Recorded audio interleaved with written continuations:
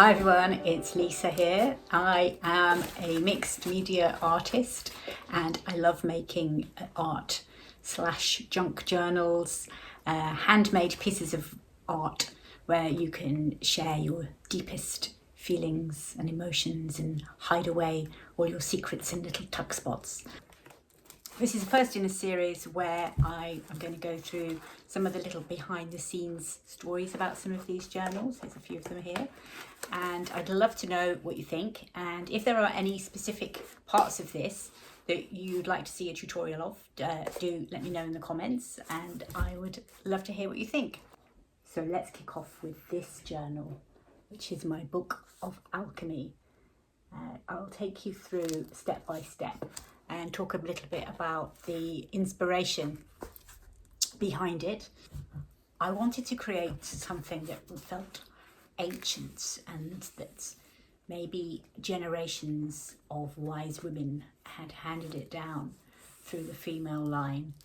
It's full of secrets, stories, and that magical element of soul.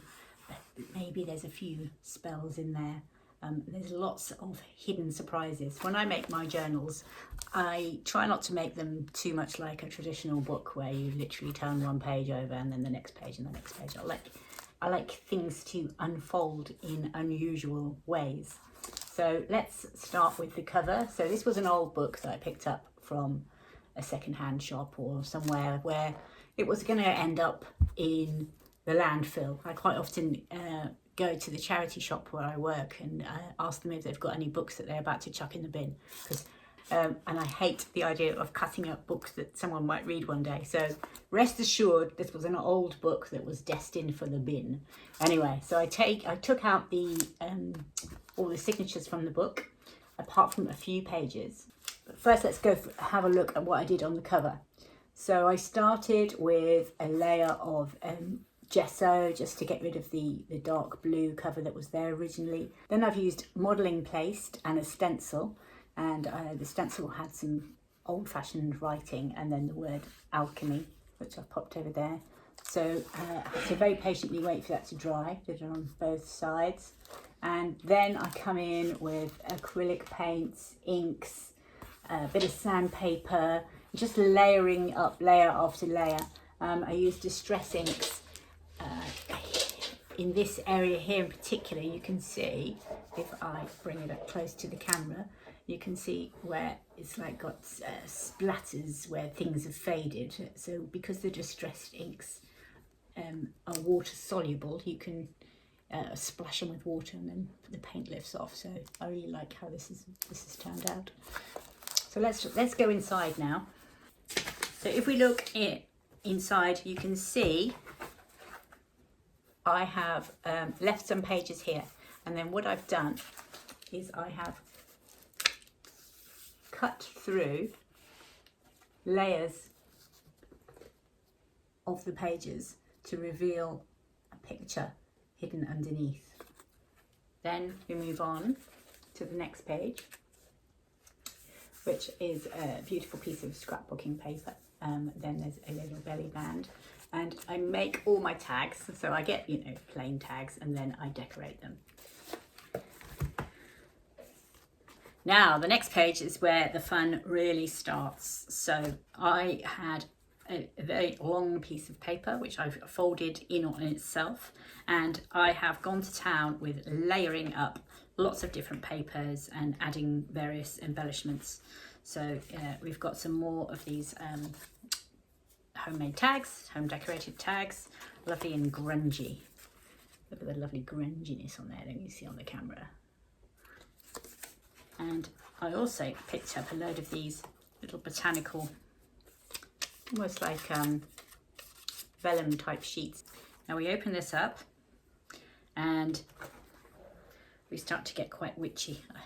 I've got some pictures that I designed myself using AI. So I asked for a witch's cat, and I kept playing around with the prompt till I got one that I felt could bond with me. Yes, so that's the witch's cat and the cauldrons and bat. Now we come to one of my favourite parts from the whole journal, which is a variation on a flag book. If you don't know what a flag book is, you can check out some of my other videos where I show you how to make them. They are an invention by a very good paper artist called Kyle. A bit of fun. I like to have little fun surprises in my journals. So we have tuck spot behind with some various papers. These papers that you're seeing here that I've used, these are tea, coffee and rust dyed papers that I make myself. In fact, one of my most popular videos that I've done on my channel was how to make these papers. So I'll add a link to that video in the comments if you're interested. I've got a huge stash of them now because I really enjoy making them, because every time you make them you get some kind of different result. So they are good fun, so I would recommend you have a go. So that's that side. Then we open up this side. So we have a very botanical theme here. Now obviously you can't feel this, but there's a slight thickness to this side of the paper, which we will investigate later and find out why this feels a little thicker than this side. Then on here we've got a little insert that I've stuck in, which I've sealed with this invisible paper clip, tiny little one with a few little details on. I'm all about the details in my journals. I just love to add little extra bits. And then now I've taken that off, it opens up and you've got some places to write here. And okay, so now we're going to go and open that up. Now we're going to find out why this side was a bit thicker, because there's a secret pocket here. We love our secret pockets. And I've got some tarot cards in there, which I've distressed myself. So these are all bright, shiny new, and then I've kind of grunged them up with sandpaper and inks, and I've made them look like they're really old. So I like the fact that they're hidden away in there. Then I've added some distress sprays as well to make the paper look extra interesting. Just another layer. Keep going with the layers. Now we've got the other side, this big sheet that opens up. So let's close that side on the left and then open up. So we've got this lovely little crow here. And we've got some more tags and bits tucked behind. Here we are, there's some little tags. And then we open it up and here we have perhaps the owner of this journal. Look at this lady here. I think this is who owns it. I think her name's Agatha. Yes, Agatha's journal. And then tucked in here is a few more little bits. And as you can see here, look at this amazing rust pattern. I absolutely love how this turns out. You can see all the air bubbles. Moving on, we've just got a fairly ordinary page in the grand scheme of things. Some attractive papers, some tuck spots, that kind of thing. And then again on this side, I've just used some washi tapes, and we've got some more of the lovely tea dyed papers and some great scrapbook papers. Now we've got another thick bit. So we open this up, more of this gorgeous rusty paper. Look at that. I'll tell you how I do a lot of these effects come from, you know, you're in a car park and somebody's left a beer bottle cap on the ground and loads of cars have run it over and it's got rained on and it's gone all rusty. Those are what you want. Pick them up from car parks, I say. Right, now we're going to open up here and there's another mini journal inside which I've made, and there's a tiny little tag here which we can open up, and then it's another little booklet inside, and it's got tags in each of the pockets, and then it's got this cover on the outside. Okay, then we open up and we've got another signature here. Done a little bit of stenciling on this one and some lovely witchy kind of scene there. And then this, I remember making this and it was meant to be something else and it went wrong. And I think sometimes you get your best things when you make mistakes. Although if I had to make it again, I have no idea how I did it. So it opens up like this, and then it opens up the other way around. And inside each of these pockets, of course, you've got a little tag, and you can put your own little bits in there. If that was your book, you could tuck anything inside there. This page here, I have, once again, I've added in my little cat there. But he's slightly raised just to give us a bit of a three-dimensional approach. There's actually a page to write here. Look at that, you can just space to write something.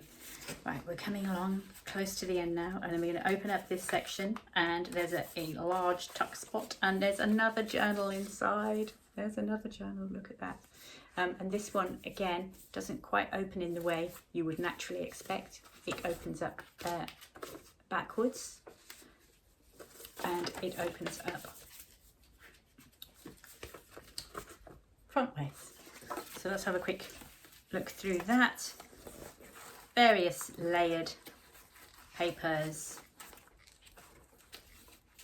places to write, more papers, and then if you go open it up the back way, I can remember, then there's just another little tuck spot, and of course another hidden pocket. This piece here opens in different ways. You've got a pocket here and another notebook inside of here, which opens up in lots of folds, again with my dyed paper. Then behind here is another tuck spot, so you could pop something in there. There isn't actually anything in there for once, is there? Oh no, there is. I thought I'd been slacking there. Just some more papers. And we're almost at the end. You can just lift up, write, lovely papers, and then we finish off with the same approach as I did on the opener, where I kept some of the pages and I've cut them out to reveal a picture underneath. And that, my friends, is that for this journal. So please do share with me in the comments what you think, and of course let me know if you're interested in learning any of the techniques that I've shared. If you've enjoyed this video, please do drop me a subscribe or a like, because it really helps motivate me, if nothing else, as well as of course hitting that magic algorithm. Maybe I need to make a spell book that helps me hit the magic algorithm. Thank you so much for spending this moment of time with me today, and I really look forward to seeing you again soon.